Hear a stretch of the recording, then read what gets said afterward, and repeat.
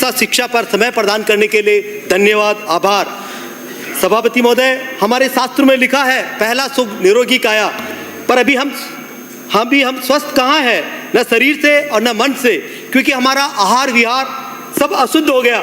अभी थोड़ी देर पहले बायतू से आने वाले माननीय सदस्य कह रहे थे वर्तमान में दूध, दही, घी, सब्जियां, अन्न में पेस्टिसाइड, जहर मिल गया है। वो सही कह रहे हैं। तो इसके समाधान हेतु हमें वापस अपनी संस्कृति की तरफ लौटना होगा। हमारे देश के प्रधानमंत्री जी अपनी मन की बात में हमेशा कृषि, जैविक कृषि एवं गौ माता की तरफ लौटने की बात करते हैं, वही सही समाधान होगा। हमारे देश के ऋषि मुनियों ने हमेशा स्वस्थ निरोगी रहने हेतु योग का अमूल्य उपहार हमें दिया है, जिसको हमारे प्रधानमंत्री जी द्वारा विश्व पटल पर योगा दिवस के रूप में स्थापित करवाया है। भारत की भूमि देवभूमि है और ऋषि मुनियों का देश है।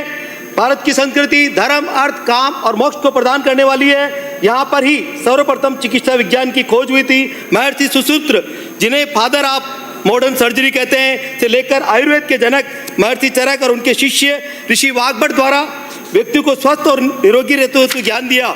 तभी यह कहा गया कि एक स्वस्थ व्यक्ति ही सुदृढ़ राज्य का निर्माण कर सकता है, क्योंकि स्वस्थ नागरिक ही किसी भी देश की सबसे बड़ी संपत्ति है। सभापति महोदय, पहले जब एक आम आदमी बीमार होता था तब उसके परिवार वाले उसकी बीमारी से ज़्यादा बीमारी पर खर्च होने वाले रुपयों की व्यवस्था में चिंतित रहते थे। हमने कई बार बीमारी पर घर और खेत नीलाम होते हुए सुना है और देखा है।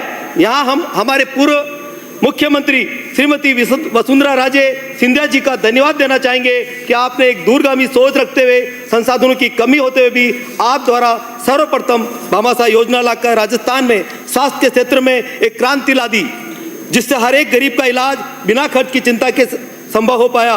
वहीं चिकित्सा क्षेत्र में पिछली सरकार द्वारा चिरंजीव स्वास्थ्य बीमा योजना और जेनेरिक दवा योजना लाकर आमजन हेतु राहत का कार्य किया। आज किसी भी व्यक्ति निःशुल्क चिकित्सा के साथ निःशुल्क दवा पूर्ण रूप से बिना खर्च के इलाज की गारंटी है। आज वही योजना हमारे यशस्वी प्रधानमंत्री जी के मार्गदर्शन में राजस्थान में मुख्यमंत्री आयुष्मान योजना के नाम से चल रही है, जिसके अंतर्गत पिछले वर्ष 35 लाख व्यक्ति को चिकित्सा लाभ और 3,500 करोड़ रुपए का महाकोष का गठन सरकार का प्रदेशवासियों के स्वास्थ्य के प्रति गंभीरता को दर्शाता है, जिससे प्रदेश में स्वास्थ्य सुविधाएं आने वाले दिनों में और बेहतर होगी। सभापति महोदय, हम हमारे स्वास्थ्य मंत्री जी का भी धन्यवाद व्यक्त करना चाहेंगे कि आपने प्रदेश में नवीन नर्सिंग कॉलेज खोलने हेतु पुनः विज्ञप्ति निकालकर आवेदन आमंत्रित किए, जिससे नर्सिंग कर्मियों में आ रही कमी को भी दूर किया गया। सभापति महोदय, हम हमारे विधानसभा क्षेत्र की बात करते हैं। भीलवाड़ा एक औद्योगिक नगरी है। शहर की जनसंख्या लगभग 5 से 6 लाख है, पर शहर केंद्र में होने के कारण आसपास के 100 किलोमीटर की परिधि के क्षेत्र और गांव के मरीजों को चिकित्सा सुविधा उपलब्ध करवाता है।